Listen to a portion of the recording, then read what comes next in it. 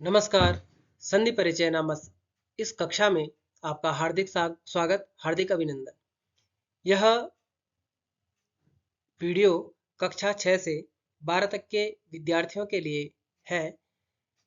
आइए संधि परिचय जानते हैं। सर्वप्रथम संधि क्या है, इसके विषय में जब हम चर्चा करते हैं तो विदित होता है दो वर्णों के सार्थक मेल को संधि कहते हैं। व्याकरण के संदर्भ में संधि शब्द का अर्थ है वर्ण विकार, अर्थात दो वर्णों के व्यवधान रहित मेल से जो विकार उत्पन्न होता है उसे संधि कहते हैं। इसके तीन भेद हैं, जैसे विदित है स्वर संधि, इसको अच संधि भी कहा जाता है। व्यंजन संधि, जिसे हल संधि के नाम से भी जाना जाता है, और विसर्ग संधि। जानते हैं स्वर संधि किसे कहते हैं। जब दो स्वर वर्ण आपस में मिलते हैं, अर्थात दो स्वर वर्णों के मिलने से जो विकार उत्पन्न होता है उसे स्वर संधि कहते हैं। स्वर संधि के 5 भेद हैं। सर्वप्रथम दीर्घ संधि, जिसका सूत्र है अकह सवर्णे दीर्घ, अर्थात अकह अक वर्ण जो है, अक वर्ण का मीनिंग अ, ई, उ, री और ली, सवर्णे दीर्घ है। जब इन वर्णों के साथ इन्हीं के जैसे अर्थात यही वर्ण मिलते हैं, समान वर्ण मिलते हैं, तो स्वर संधि हो जाता है। अर्थात अ, ई, उ, री और ली, इनके साथ यदि आ, ई, उ, री और ली ऐसे मिलते हैं, समान स्वर्ण मिलते हैं, तो इनका दीर्घ हो जाता है। अर्थात अ वर्ण का आ, ई का ई, उ का उ, री का री और ली का ली हो जाता है। जैसे अभी बताया ओ का आ, अर्थात जब दो स्वरवर्ण ह्रस्व या दीर्घ आपस में मिलते हैं तो दीर्घ हो जाता है। उदाहरण देख लेते हैं, जैसे पुस्तक और आलय। पुस्तक का जो अंतिम वर्ण है अ, और आलय का जो प्रथम वर्ण आ है, अ और आ मिलकर के, जैसे अ और आ मिलकर यहाँ पे दीर्घ हुआ है, ऐसे पुस्तकालय यहाँ पे दीर्घ हो रहा है।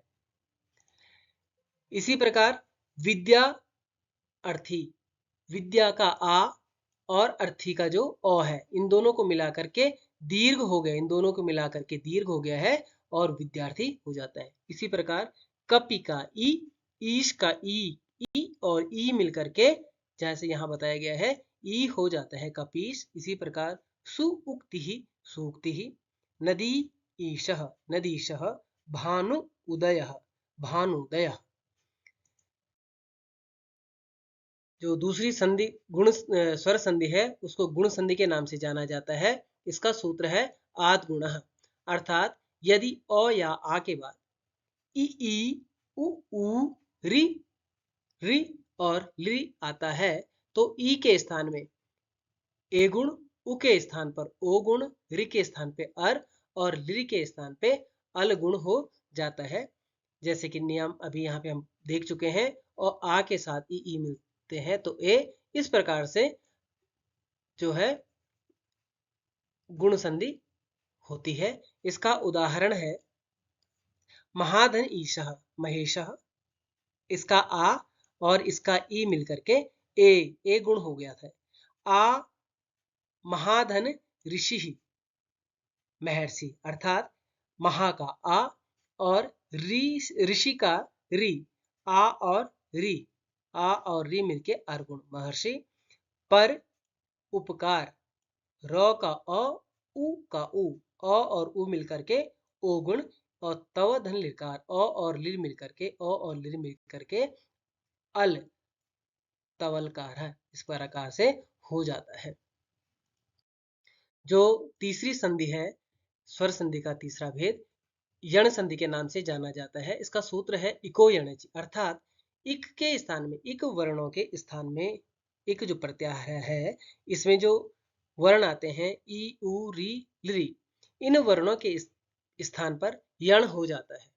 वो कब होता है, यदि ई ई उ ऊ रि रि और लिरि के बाद कोई असमान स्वरवर्ण आता है, इनके जैसा नहीं, असमान स्वरवर्ण आता है, तो ई के स्थान पे य, उ के स्थान पे व, रि के स्थान पर र और लिरि के स्थान पर ल हो जाता है। इसमें ये होता है, हो जाता है। ई असमान स्वर, य उ असमान स्वर व, इस प्रकार से जैसे बताया गया है अभी। उदाहरण देख लेते हैं। प्रति, इसमें ती का जो ई है और एकह, ए असमान स्वरवर्ण है दोनों। प्रत्येकः, उ अनु का उ, अयः का अ, अन्वयः, इसमें व हो जाता है। पितृ और आज्ञा, पित्राज्ञा। लिरि आकृति, लाकृति ही। इति धन अत्र, इत्यत्र। मधु और अरि, इसमें जो ध है, ध का उ और अ मिलकर के वो बन जाते हैं मध्वरी। मातृधन आज्ञा, मातृ का री और आर, इनको मिलकर के मात्राज्ञा यह हो जाता है। अगली जो संधि है वह है वृद्धि संधि, अर्थात वृद्धि हो जाना। वृद्धि दो वर्णों की होती है, ओ आ के बाद ए आई और ओ आ के बाद ओ औ आए तो ए को ऐ वृद्धि और ओ को औ वृद्धि आदेश हो जाता है। नियम है इसका, जैसे बताया, ओ आ के बाद ए आई आए तो ऐ, ओ आ के बाद ओ औ आवे तो औ हो जाता है। इसके उदाहरण देख लेते हैं। अत्र एकः, अत्र का अ, एकः, यहाँ पे ए है, ओ के बाद ए आया तो ऐ वृद्धि, अत्र एकः। साधन ऐसा, आ के बाद ए आया, ऐ सहसा।